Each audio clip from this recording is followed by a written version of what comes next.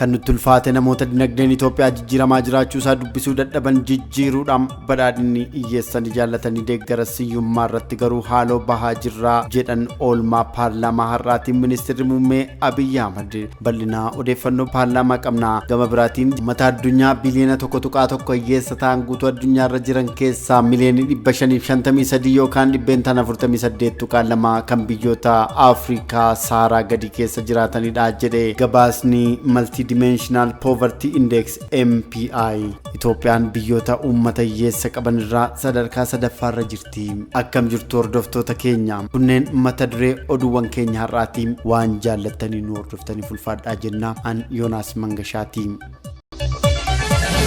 Ministeerri muummee Abiyyi Ahmad aasaa pirezidaantii Itoophiyaa Taayyaa Asqasillaasee akka lakkoofsa Itoophiyaa fulbaana 27 sirna baniinsa manneen maree bakka bu'oota uummataa fi federeeshinii irratti taasisan ilaalchisuudhaan gaaffii miseensota mana maree irraa dhiyaataniif deebii laachaa oolanii jiru. Haaluma kanaan gaaffileen rakkoo nageenyaa, bulchiinsa gaarii, qaala'insa jireenyaa, misooma kooriidarii, rakkoo bu'uuraalee misoomaaf kanneen biroon ka'anii jiru. Hojiileen riifoormii waggoota darban keessa hojjetamaa turan kaasuudhaan miseensota mana marichaaf deebii laachuu kan eegalan ministeerri muummee Abiyyi Ahmad hojiileen manaa hafan jiraatanis riifoormiiwwan hawaas dinagdee waggoota 6 darban keessa hojiirra oolan jijjiiramoota fiduu dubbatan. Mootummaan isaanii yaadawwan haaraa fiduun gara hojiitti jijjiiraa turuu kan himan ministeerri muummee yaadawwan hojiitti kaman bu'aa argamsiisaa jiraachuu himanii haaluma kanaan biyyattiin bara darbe guddina dinagdee 8.1 galmeessuu fi sunis kan karoorfame ol ta'uu dubbatan. Biyyoota addunyaa irratti guddina dinagdee saffisaa galmeessaa jiran keessaa Itoophiyaan tokkos jedhan. Kun Afrikaa irraa isa guddaadha, biyyoota hedduu irraas kanaaf beekamtii argatteetti jedhanii. Boba'aamoo maal argattan nuun jechaa turanis jedhan. Bara kana dinagdee Itoophiyaa 8.4 guddata jennee hojjechaa jirraa jedhanii. Bara 2017 akka lakkoofsa Itoophiyaatti bara Itoophiyaan itti bayyaannattudha. Dinagdee, qonna, kooriidarii fi waan hundaan yerootti Itoophiyaan ol kaatudha jedhan ministeerri muummee Abiyyi Ahmad. Lafa hektaara miliyoona 30 irraa oomisha kuntaala biliyoona 1.4 walitti qabuuf hojjechaa jirras jedhanii jiru.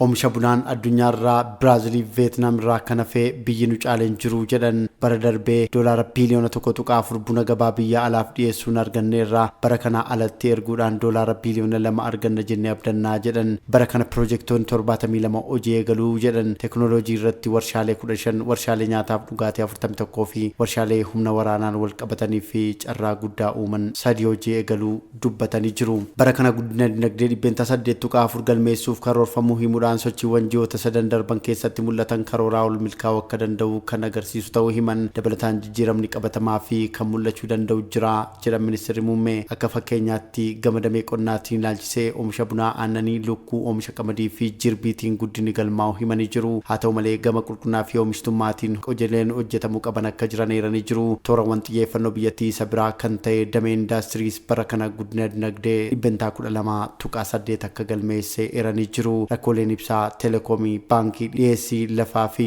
hojimaataan wal qabataa jiran furamaa jiraachuu kan himan ministeerri muummee Dr. Abiyyi wantoonni guddina indastiriif haala mijeessan hojjetamaa jiraachuu dubbatanii jiru. Kana malees bara kana piroojeektiiwwan warshaalee gurguddaa 72 hojii keessa galanii oomisha akka eegalan kaasanii jiru. Gama biraatiin damee tajaajilaan wal qabatee bara 2017 keessa guddinni 7.1 akka galmaa'e himanii jiru. Akka fakkeenyaatti daandiin qilleensaa Itoophiyaa bittaa xiyyaarawwan haaraa 124f ajaja dhiyeeffatee jiraachuu himanii jiru. Damee turizimii wal qabatee bara kana jijjiiramni jiraachuu dubbatan. Haaluma kanaan ji'oota 8 darban keessatti konferensiiwwan addunyaa 20 ta'an Itoophiyaa keessatti adeemsifamuu himan. Biyyattiin konferensiiwwan hedduu hawwachaa jiraachuus dubbatan. Kan nutti ulfaate namoota dinagdeen Itoophiyaa jijjiiramaa jiraachuu dubbisuu dadhaban jijjiiruudha jedhan ministeerri muummee Abiyyi Ahmad. Ji'oota 3 bara bajataa 2017 keessatti dameelee garaagaraatiin injifannoowwan ijoo galmaa'uudhaan miseensota mana maree bakka bu'oota uummataatiif deebii laataniin kan himan.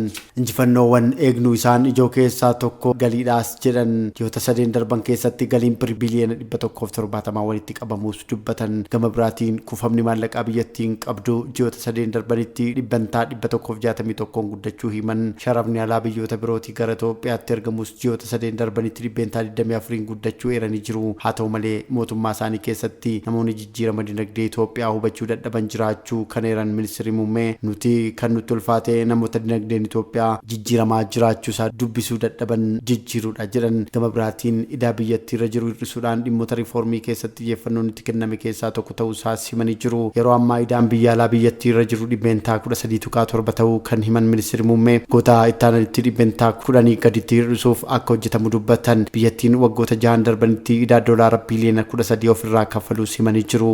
Ministeerri muummee Abiy Ahmed gaaffilee qaala'insa jireenyaa wal qabatee ka'aniif deebii kan laatan yommuu ta'u, rakkinichi rakkoo biyyoota hedduu mudachaa jirudha jedhan. Haa ta'u malee qaala'insi gatii Itoophiyaa keessatti irrachaa akka dhufe dubbatanii jiru. Akka Itoophiyaatti furmaanni qaala'insa gatii oomisha baay'inaan oomishuu akka ta'e himan. Kana malees sirna daldalaa ammayyeessuun akka barbaachisu dubbatanii jiru. Gama biraatiin kutaalee hawaasaa galii gadi aanaa qaban deeggaruun akka barbaachisu dubbatan. Haaluma kanaan mootummaan birrii biliyoona 300 amma 400 ta'u ramaduudhaan baasii oomishaalee akka boba'aa qooddachaa jiraachuu himan. Boba'aa kana malees oomishaaleen akka zayitaa, xaa'oo fi qorichaa kanneen mootummaan deeggaru keessaa ta'uu dubbatanii. Badhaadhinni hiyyeessanii jaallatanii deeggarasii hiyyummaa garuu irratti haaloo ba'aa jira jedhanii jiru. Ministeerri muummee Dr. Abiy Ahmed mootummaan humnootii hidhatanii socho'an waliin mari'achuudhaaf fedhii qabaachuus himan. Gaaffilee dhimma nageenyaa wal qabatee miseensota mana maree bakka bu'oota uummatarraa dhiyaateef yommuu deebisan waraana hin barbaannu jechuun dubbatan. Humna fayyadamuurra karaa nagaa fayyadamuun caalmaatti faayidaa qabeessa ta'uu kan himan ministeerri muummee namoonni karaa nagaa hin filanne jiru jedhan.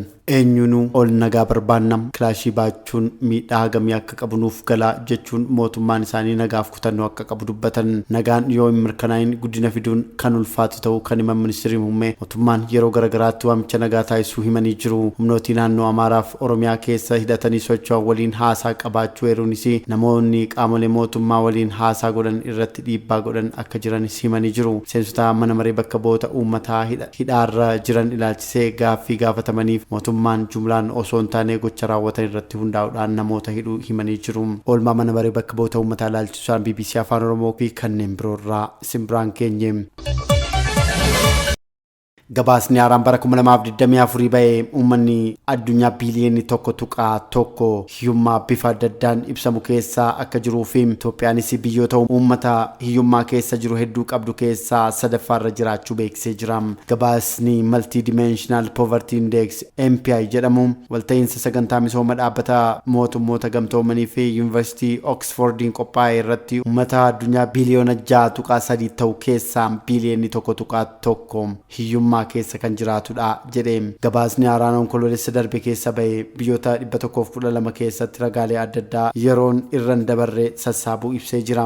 Gabaasichi hiyyummaa kallattii hedduu kan ilaale yoo ta'u uummata biliyoona 1.1 guutuu addunyaa irra jiran keessaa miliyoona 553 yookaan immoo dhibbeentaan 48.2 kan ta'an biyyoota Afrikaa Saaraa gadi keessa jiraatu jedha. Addunyaa irratti biyyoonni uummata hiyyeessa hedduu qabaachuudhaan sadarkaa 1-5 qabatan Indiyaa, Paakistaan, Itiyoophiyaa, Naayijeriyaa fi Riippaabilika Dimokiraatawaa Koongoodha. Indiyaan biyyi uummata biliyoona 1.4 qabaachuudhaan addunyaarraa adda duree taate uummata hiyyummaa keessa jiru miliyoona 234 ta'uu qabaachuun tokkoffaadha. Lammaffaan ammoo Paakistaanii uummata biyyattii keessaa miliyoonni 96 kan ta'an hiyyummaa keessa jiru. Biyyi waggoota 5 darban waraana keessatti jirtuu fi uummata miliyoona 120 ol qabdu Itoophiyaan uummanni ishee miliyoonni 86 ta'an hiyyummaa keessa jiru jedhe MPI wabeeffachuudhaan BBC'n. Kana jechuun uummata biyyattii waliigalaa keessaa dhibbeentaan 68.7 hiyyummaa keessa jira jechuudha.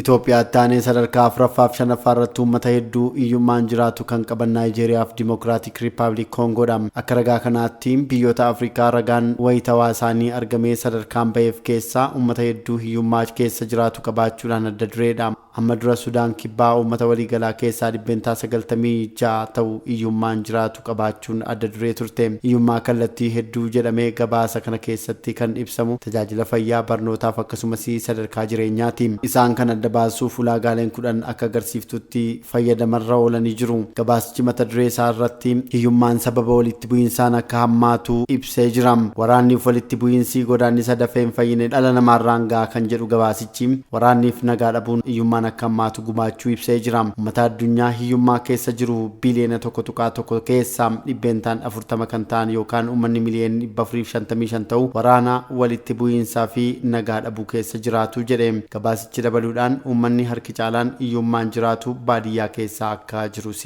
ibsee jira. Gabaasichi kan BBC'ti. hordoftoota wiirtuu miidiyaa mata dureewwan oduu keenya har'aaf jenne goolabnee jirra waan jaalattanii nu hordoftaniif galata guddaa qabdu. Horaa bulaa deebanaa.